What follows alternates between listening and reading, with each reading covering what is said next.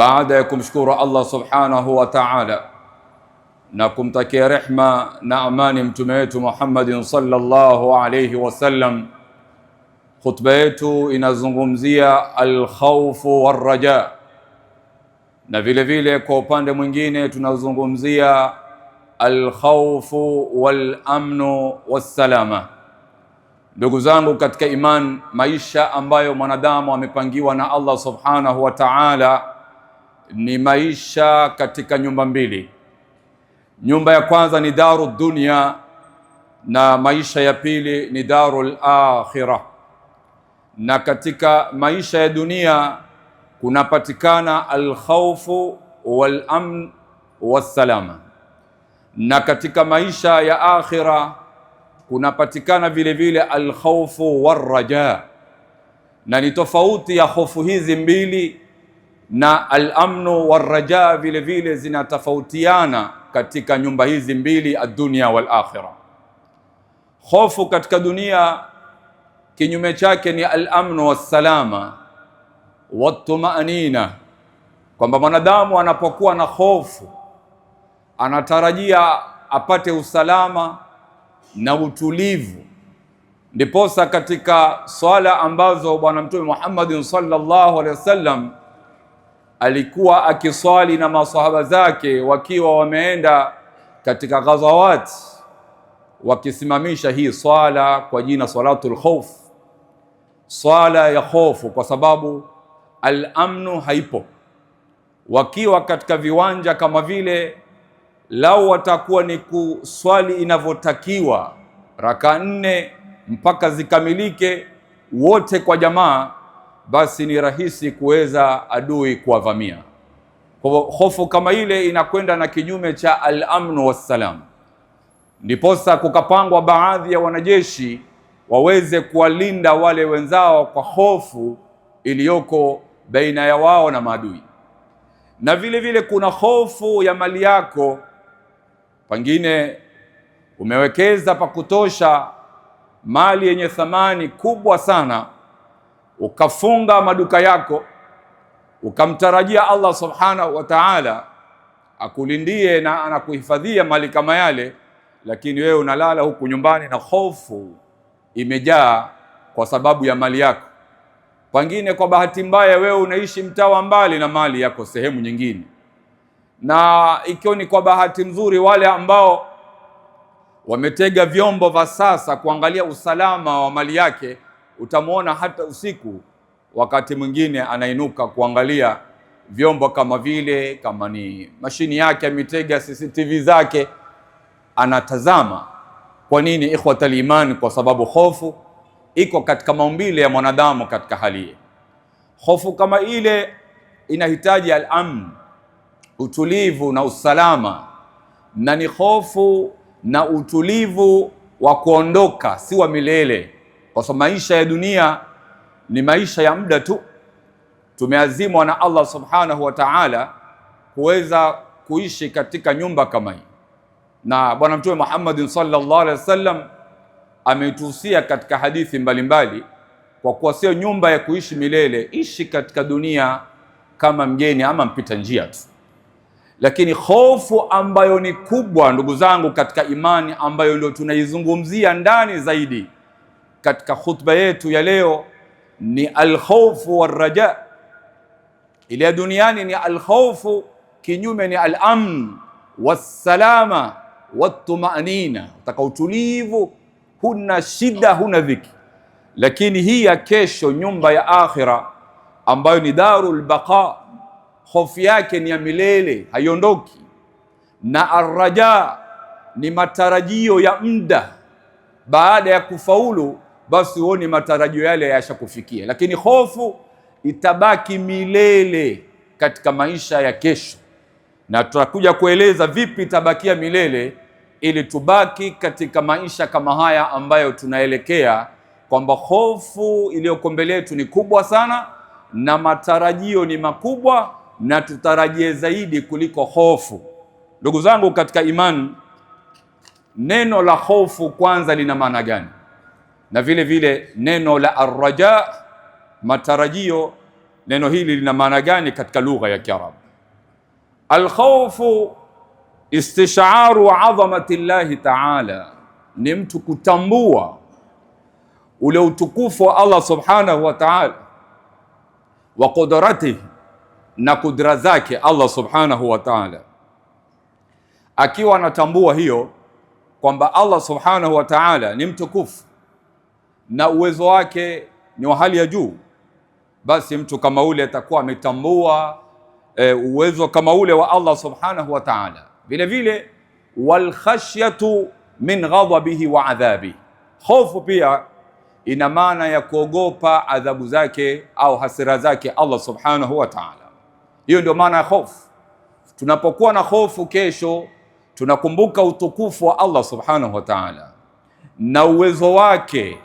Kila viumbe watanyenyekea kwa Allah subhanahu wa ta'ala, viumbe watakuwa dhalili mbele ya Allah subhanahu wa ta'ala, na Allah atathibitisha utukufu wake na ufalme wake pale alipoambia limanil mulku al-yawm, ili kusudi mamaliku dunia wawe wanyonge na madhalili mbele ya Allah subhanahu wa ta'ala. Wala haina maana kwamba Allah ananadi limanil mulku al-yawm kwamba hana ufalme katika dunia, ufalme ni kesho. La, bali Allah ni malik wa dunia na kesho akhira, kama ilivyokuja katika suratul Fatiha, maliki yaumiddin iyyaka na'budu wa iyyaka nasta'in.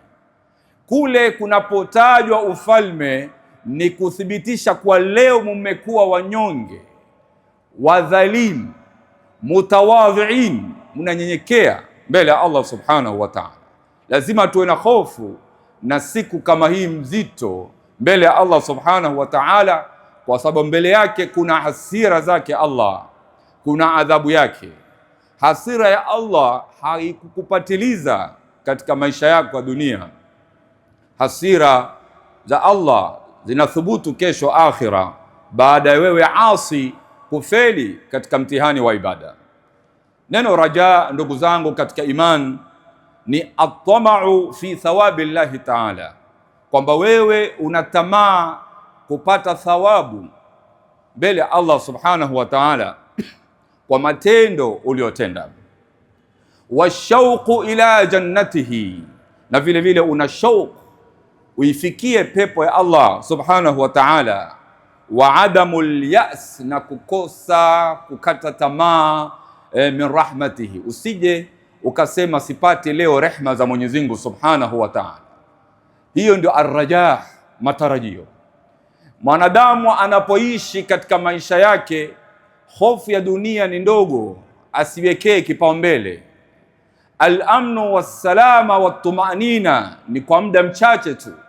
Ikiwa umejaliwa kuishi miaka 100, muda ni mfupi, lakini tunatakiwa tuwe na hofu waraja, siku ambayo kwamba tutakutana na Allah subhanahu wa ta'ala. Na hivi ndivyo anatakiwa aishi mu'min, baina al-khawfi war-raja, liannahu ya'budu rabbahu raghaban wa rahaba, khawfan wa tamaa. Mwanadamu anatakiwa aishi hivyo baina ya khawfu na raja, kwa sababu yeye anamwabudu Allah subhanahu wa ta'ala hali ya kupenda ibada kama ile, na huku kuwa na vitisho lao atafeli katika ibada. Khawfan wa tamaa, akiwa na hofu lao atafeli katika ibada, mahali pake ni wapi? Wa tamaa, na awe na tamaa mzuri, akifaulu atakwenda sehemu gani? Yarju rahmata, anatarajia rehma zake Allah. Wa yakhsha adhaba, na anaogopa adhabu za Allah subhanahu wa ta'ala. Allah anatuambia katika suratu Zumar aya 9, amman huwa qanitun ana al-layli sajidan wa qa'ima. Mwenyezi Mungu subhanahu wa ta'ala anatueleza hali ya huyu mtu ambaye kwamba anainuka nyakati za usiku akisujudu, akisimama kutekeleza ibada kama zile, si kwa lengo lingine. Allah anasema yahdharul akhirah, anatahadhari na siku hiyo ya kesho. Wayarju rahmata rabbih, anatarajia rehma zake.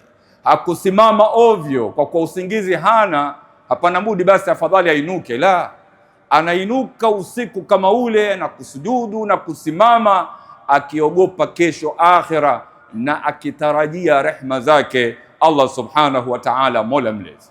Hivi ndivyo anatakiwa mwanadamu aishi katika maisha yake ya dunia. Akhraj at-Tirmidhi wa Ibn Majah fi sunanihima biikhtilafin yasir min hadithi Anas ibn Malik radhiyallahu anhu, hadithi iliyopokewa na Tirmidhi na vile vile imepokewa na Ibn Majah katika vitabu vyao kwa maarufu Sunan Tirmidhi na Sunan Ibn Majah. Hadithi ikitoka kwa Anas bin Malik, anasema Mtume anna nabiyya sallallahu alayhi wasallama dakhala ala shabin, wakati mmoja Mtume aliingia kwa barobaro mmoja, wa huwa bil maut, na yeye yuko katika sakratil maut, masaa ya mwisho. Faqala, Mtume akamwambia kaifa tajiduka, uko hali gani? Amuuliza huyu kijana. Qala, kijana akajibu arjullaha, namtarajia Allah subhanahu wa ta'ala ya Rasulullah, wa akhafu dhunubi, naogopa madhambi yangu niliyoyatenda, wa inni akhafu dhunubi ya Rasulullah. Faqala Rasulullah sallallahu alaihi wasallam, Mtume akasema maneno haya mazito, ikhwatal iman, na hivi ndivyo tunavyotakiwa tuwe katika maisha yetu ya kidunia, tukihofia akhira na vile vile tukitarajia mazuri. Mtume akasema la yajtami'ani fi qalbi abdin, maneno haya mawili hayapatikani katika moyo wa mwanadamu yakawa pamoja. Haya mawili yapo, arraja wal khawfu. Katika moyo kuna hofu kuhusu kesho, katika moyo kuna matarajio kuhusu kesho. Basi anasema Mtume, hususan fi hadha almawtini, katika sehemu hii mzito ya sakaratil maut, maradhi yako ya mwisho, katika sehemu hii mzito, ukiwa unatarajia rehma zake Allah, ikiwa unahofia adhabu na madhambi yako uliyotenda, illa a'tahu Allah, isipokuwa Allah anampatia ma yarju, yale anayotarajia, wa amanahu mimma yakhaf, Allah anampatia usalama na utulivu kwa kile ambacho anagopea kesho. Tazama neema hii katika hadithi ya Mtume Muhammad sallallahu alaihi wasallam. Lakini ni kwa yupi ikhwatal iman? Ni yule yahdharu al-akhirah wa yarju rahmat rabbi, anatahadhari kuhusu kesho akhira na anatarajia rehma za Allah subhanahu wa ta'ala. Mtume anasema katika hali ya maradhi ya mwisho ya kuondoka mwanadamu, akiwa katika moyo wake ni haya mawili yanajiri peke yake, hakuna mengine, ana hofu juu ya madhambi yote aliyoyatenda na anakumbuka moja baada ya lingine, na huku anatarajia rehma zake Allah subhanahu wa ta'ala amsame, aende salama salimin, biqalbin salimin, moyo uliosalimika na madhambi mbalimbali.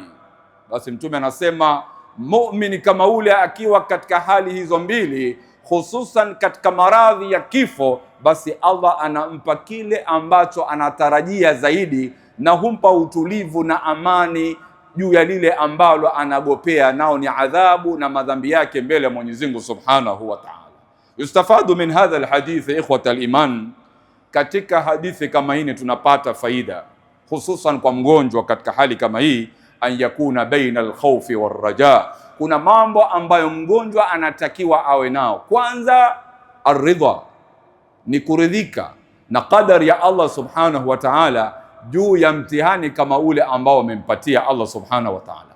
Asiwe ni mwenye kukashifu qadar, kwamba Mwenyezi Mungu amemnyanyasa, amemweka kitandani, sasa hajifahamu, akawa anapinga qadari. Kwanza awe radhi na qadari ya Allah subhanahu wa ta'ala, na ile maradhi ni sababu ya kuondoshewa maovu yako. Ndiposa Mtume Muhammad sallallahu alaihi wasallam katika yale aliyotufundisha kumtembelea mgonjwa, tukifika la basa tahurun insha Allah, Allah ajalie homa hii, maradhi haya ndio inakutwahirisha juu ya madhambi yote uliyotenda. Kwa hivyo kwanza uridhike na qadar. Pili, ahlul ilm wanatueleza ndio hii alkhawfu warraja, an yakuna almaridhu baina alkhawfi warraja, mgonjwa awe baina hali hizi, kuwa na hofu kesho kutakuwaje, na awe na matarajio mbele ya Mwenyezi Mungu Subhanahu wa Ta'ala. Na mengine ni yale ambayo ametufundisha Mtume Muhammad sallallahu alaihi wasallam kwamba asitamani mmoja wenu umauti kwa madhara au maradhi yaliyomfikia. Asitamani kabisa, asianze kusema afadhali nife ya Rabbi, natesa watoto, watu wanaumia, familia wanapata tabu, wananiosha kila wakati. La, mgonjwa hatakiwi awe hivyo. Na ikiwa hana budi, anaona hii ni tabu naileta katika familia, basi Mtume akatufunza aseme maneno haya mazuri: ewe Mwenyezi Mungu, ikiwa hai kwangu ni bora, basi niendelee na kuwa na uhai, na ikiwa kufa kwangu ni bora, basi nije katika rehema zako. Kwa haya ni mambo ambayo yanatakiwa mgonjwa ayachunge katika hali yake ya maradhi yake ya mwisho, na hususan hii ambayo tunaizungumzia, an yakuna baina alkhawfi warraja. Ndugu zangu katika imani, almutadabbiru likitabi llahi azza wa jalla, yule anayesoma Qur'ani kwa mazingatio. Kusoma Qur'ani kwa tartil ina maana unasoma vizuri kwa ahkami zake na mazingatio. Allah anataka nini hapa katika aya kama hii? Anaposoma kwa mazingatio, yajidu ayatil wa'di, anapata aya za Mwenyezi Mungu za ahadi aliyotoa. Ila janibi ayatil wa'id, ubavuni kwake kuna aya za makemeo, ahadi na makemeo. Ukifanya mazuri ni wapi, ukifanya mabaya ni wapi, aya zafuatana. Kila unaposoma Qur'ani, unapotajwa moto ujue pepo kwa karibu, hapo itatajwa mbele. Kunapotajwa adhabu, hapo mbele kuna rehma zinatajwa, zinakwenda pamoja hizi aya. Fataamal qaula Allahi ta'ala, utazama hii aya. Mwenyezi Mungu anasema katika suratu Tauba aya 68, wa'ada Allahu almunafiqina walmunafiqat, Allah amewaahidi wanafiki wa kiume na wanafiki wa kike, walkuffara, na makafiri. Amewaahidi nini Allah? Nara jahannama khalidina fiha, amewaahidi wataingia motoni na wataishi humo milele na milele. Munafiquna kama tunavyojua, fi darki al-asfali minan nar, hiyo ndio sehemu yao ya kuishi.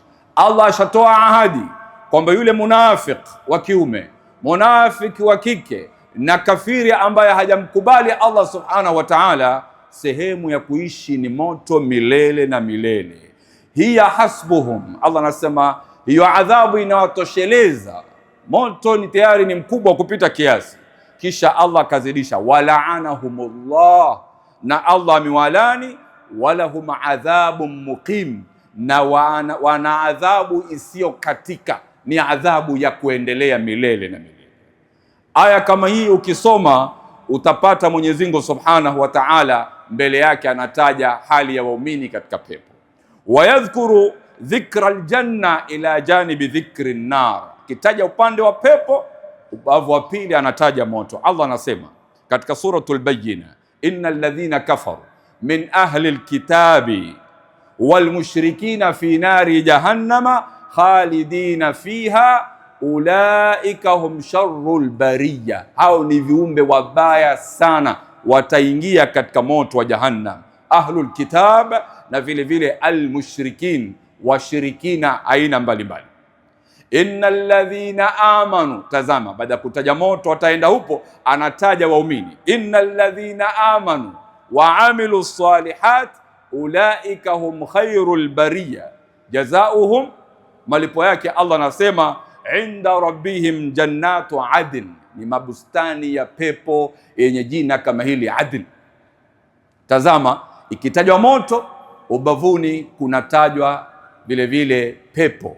Unapotajwa wanafiki katika adhabu, wanatajwa waumini katika rehema zake Allah subhanahu wa ta'ala. Hiyo ndio hali ya yule ambaye kwamba anaposoma Qur'ani anazingatia. Anapofika katika sehemu kama hizo, atapata zinatajwa kinyume ya maneno, mtu na mwenzake, mtu na mwenzake, pepo kwa moto, mu'min kwa kafir, mnafiki kwa mu'min. Na hiyo ni hali ya Qur'ani kwa ujumla. Ndugu zangu katika iman, alkhawfu warraja ina athari kubwa sana katika maisha ya mwanadamu. Yule ambaye kwamba anaishi na huku kwa baina ya hofu na raja, kuna mambo ambayo yajitokeza katika maisha yake. Kwanza, al-iqbalu ala al-amali salih. Yule ambaye anaishi baina ya hofu na raja, anakuwa daima anaelekea kutenda matendo mazuri, na hii ni mujibu wa Qur'ani. Allah subhanahu wa ta'ala anatueleza katika suratul Kahfi aya ya mwisho, ambayo tunamalizia kusoma suratul Kahfi. Allah anasema faman kana yarju liqaa rabbih, yule ambaye kwamba anatarajia kukutana na Mola wake mlezi, falyamal amalan saliha, basi atende matendo mazuri, wala yushrik biibadati rabbih ahada, wala asimshirikishe Mola wake mlezi na chochote. Tazama, imetajwa ukiwa na hofu na raja inakupelekea wewe kutenda matendo mazuri. Faman kana yarju Allah, arraja imetajwa hapa, yule anayemtarajia Allah afanye nini katika maisha yake ya dunia, falyamal amalan saliha, atende matendo mazuri. Hii ni athari ya kwanza inapatikana kwa yule ambaye kwamba anaishi baina alkhawfi warraja. Athari ya pili, ndugu zangu katika imani, man'u nafsi anil maasi, ataizuia nafsi yake isitende maasiya madamu yeye anaishi baina alkhawfi warraja. Anakwenda katika pirika zake za kidunia, lakini anajua kesho kuna suala nitaulizwa, lazima niwe na hofu. Kesho kuna matarajio, ni lazima nitarajie niingie katika pepo yake ya Allah subhanahu wa ta'ala, na hakuna matarajio kama hayo makubwa. Faman zuhziha anin nari wa udkhila aljanna faqad faz, yule ambaye ataekwa kando na moto wa jahannam kisha aingizwe katika pepo yake Allah, basi Allah amesema kwa tahqiqi, faqad faza, hakika amefaulu. Wenye grama za Kiarabu wanasema kunapotumika neno qad kisha mbele yake kuna fi'lu madhi, after qad imekuja past tense, basi sentensi kama ile inatoa maana ni hakika, sio shaka wala pengine ni baina. La, Allah anasema faqad faza, hakika amefaulu. Kisha akaisifu kwa masdar infinitive verb, akasema fawzan adhima, kufaulu kulio kukubwa sana. Kwa neema ni kama hii, na hii ndio matarajio tunatarajia mbele ya Allah subhanahu wa ta'ala, atuingize katika pepo yake. Nafsi yako itajizuia kutenda maasi. Hii ni athari ya pili. Allah anasema katika suratul An'am aya 15, qul inni akhafu, waambie mtume mimi naogopa, in asaitu rabbi, nikimuasi Mola wangu mlezi, naogopa nini? Adhaba yaumin adhim, adhabu katika siku iliyo kubwa sana, yani yaum alqiyama. Kule nasema yule mwenye kutarajia mazuri atende amali njema. Hapa yule ambaye kwamba ana hofu, basi anatakiwa atahadhari na kutenda maasi. Na hii ni athari ya pili yapatikana katika moyo, kwamba ukiwa unaishi baina alkhawf warraja, moyo wako utakuwa na athari ya kujizuia nafsi yako usitende maasi. Qul inni akhafu, waambie mtume mimi naogopa. Huyo ni mtume wetu Muhammad sallallahu alaihi wasallam. Je, mimi na wewe? In asaitu rabbi, nikimwasi Mola wangu mlezi, adhaba yaumin adhim, yani naogopa adhabu iliyokuwa kubwa siku ambayo nitamwasi Allah subhanahu wa ta'ala. Hii ni athari ya pili. Athari ya tatu, ndugu yangu katika iman, adamul ya'si wal qanut, usikate tamaa min rahmatillah, na rehma zake Allah subhanahu wa ta'ala. Ukiwa unaishi baina alkhawfi warraja, athari ambayo inapatikana katika moyo wako, basi unakuwa ni mtu ambaye hukati tamaa na rehma zake Allah subhanahu wa ta'ala. Allah anatuambia katika suratu Zumar aya 53, qul ya ibadi, waambie mtume enyi waja wangu, alladhina asrafu ala anfusihim, wale ambao wamejisahau wakafanya israf, maovu mbalimbali, la taqnatu min rahmatillah, musikate tamaa na rehma za Allah subhanahu wa ta'ala. Rehma za Allah ni kubwa, rahmatuhu wasi'a, rehma zake Allah zinafinika kila kitu, rahma zake zinashinda hasira zake Allah subhanahu wa ta'ala. Katika hadithi moja bwana Mtume Muhammad sallallahu alaihi wasallam aliwapigia maswahaba mfano baada ya kuonekana mama alivyokuwa na huruma ya hali ya juu kwa mtoto wake, na kitendo kama kile kikathibiti mbele ya maswahaba. Mtume alipouliza mamonaje mama, akasema ana rahma kubwa sana kwa mtoto wake, anamsikitikia sana. Kisha Mtume akamwambia, basi Allah subhanahu wa ta'ala rahma zake humshinda mnavyomuona mama kumsikitikia mtoto wake, na Allah naye ni rahimun kwa waja wake. Lakini rahma hii ndugu zangu katika imani ni hali mbili tu katika maisha yetu. Allah subhanahu wa ta'ala ametaja katika suratul Fatiha Ar-Rahman Ar-Rahim. Rahman ni jina lake Allah na Rahim ni jina lake Allah. Rahman ndani yake kunatoka sifatu rahma, na Rahim ndani yake vile vile inatoka sifa ya rahma, lakini rahma hizi ni tofauti. Rahmatun fi rahmani ni rahmatun shamilatun ala jamii bani al-insan, ni kwa viumbe wote wanadamu. Allah anawapatia rehma zake, mu'minuhum wa kafiruhum, mu'min na kafiri. Katika neno Rahman, rehma hapo inatufinika sote, waovu kwa wabaya. Lakini rahma iliyoko katika Rahim, Allah ashaikatia shauri akisema, wa kana bil mu'minina rahima. Kwa waumini peke yake Allah ni rahim, na rahma hii ni khasa kwa waumini kesho mbele ya Mwenyezi Mungu Subhanahu wa Ta'ala. Ndio hapa anatuambia la taqnatu min rahmatillahi, anawaambia waumini inna Allaha yaghfiru dhunuba jamia, Allah anasamehe madhambi yote, innahu huwal ghafurur rahim, Allah ni mwingi wa kusamehe, ni mwingi wa rahma. Ndugu zangu katika imani, yaishu almu'minu baina arrajai wal khawf, mu'min anatakiwa aishi baina ya hofu na raja. La yufadhilu alhayata ad-dunya, mu'min hafadhilishi maisha ya dunia akasahau kesho akhira yake. Tazama maneno ya Mwenyezi Mungu Subhanahu wa Ta'ala katika suratu Naziyat, fa idha ja'at at-tammatul kubra, napokuja kiama chenyewe, kiama kikubwa, yani wakati paragumu limepulizwa. Kiama kidogo ni mauti yako, ukifika wewe ushaingia katika kiama, lakini kuna tammatul kubra, siku hiyo ndio siku kubwa sana. Siku hiyo Allah anasema yauma yatadhakkaru al-insanu ma saa, kila mwanadamu atakumbuka kile ambacho amekichuma na kukiendea mbio. Waburrizatil jahimu liman yara, na moto utadhihirishwa kwa yule ambaye mwenye kuona, ndio huo moto umekuja mbele. Fa amma man tagha, Allah anasema yule ambaye kwamba amepitisha kiasi akapotea akamwasi Allah, wa athara alhayata ad-dunya, na akafadhilisha maisha ya dunia, akawa hana hofu kesho akhira, hana matarajio kesho akhira, hofu yake ni amali yake duniani, na anaomba al-amnu si raja, usalama, ya Rabbi nilindie mali yangu. Yufadhilu alhayata ad-dunya, anafadhilisha maisha ya dunia. Jawabu Allah anatuambia fa innal jahima, hakika moto wa jahim, hiya almawa, ndio makao yake, atafika huko. Wa amma man khafa maqama rabbih, hofu hiyo.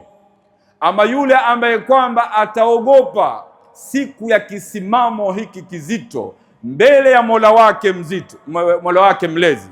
Wanahannasa anil hawa, na akaikataza nafsi yake na matamanio, basi fa innal jannata hiya almawa. Tazama hapa Allah ametaja hofu na amemwekea rajaa hapo hapo katika aya.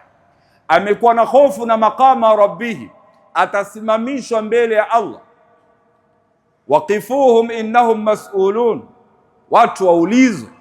Na Mtume anasema hataondoka mwanadamu mpaka aulizwe masala manne muhimu. Moja ni umri wako, mali yako, utaulizwa mbele ya Mwenyezi Mungu Subhanahu wa Ta'ala. Ukiwa na hofu kama hiyo, kisha ukaja katika msimamo wa haki, wanahannasa anil hawa, ukaikataza nafsi yako na matamanio ya haramu. Usiseme matamanio hapa nimekatazwa hata kwa mke wangu, la, ya haramu, zina, matamanio mengine, ukawa sasa pia unampendelea mtu, pia hiyo ni hawa nafsi, ukamfadhilisha mwingine, ukamdharau mwingine, na mwingine ndio ana haki zaidi kuliko ule wako. Basi ukiwa katika hali kama hiyo, nafsi yako ukailinda vizuri, fa innal jannata hiya almawa, mashukio yako ni pepo ya Allah Subhanahu wa Ta'ala. Hapo ndo mahali Mwenyezi Mungu Subhanahu wa Ta'ala amekupangia. Ikhwatal iman, tuishini baina alkhawf warraja, tuache hii hofu ya dunia fupi ambayo itakwisha. Tusiseme tunataka al-amno kwa maana utulivu tukasahau akhera.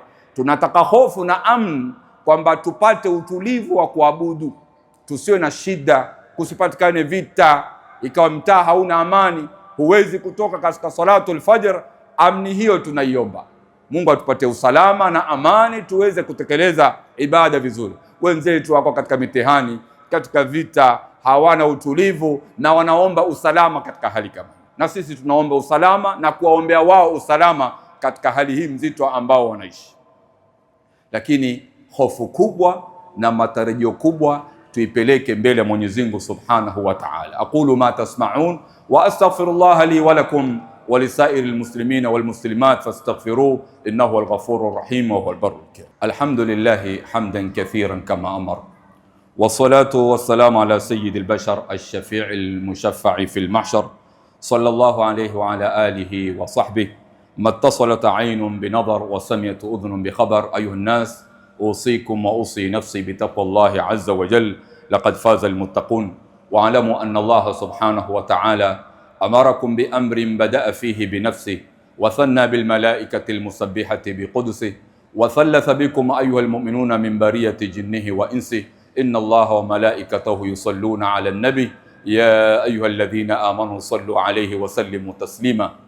اللهم صل على محمد وعلى آل محمد كما صليت على إبراهيم وعلى آل إبراهيم إنك حميد مجيد، وبارك على محمد وعلى آل محمد كما باركت على إبراهيم وعلى آل إبراهيم إنك حميد مجيد. وارض اللهم عن كل صحابة رسول الله أجمعين. اللهم اغفر للمؤمنين والمؤمنات والمسلمين والمسلمات الأحياء منهم والأموات برحمتك يا أرحم الراحمين. عباد الله، إن الله يأمر بالعدل والإحسان وإيتاء ذي القربى وينهى عن الفحشاء والمنكر والبغي يعظكم لعلكم تذكرون. فاذكروا الله يذكركم واستغفروه يغفر لكم.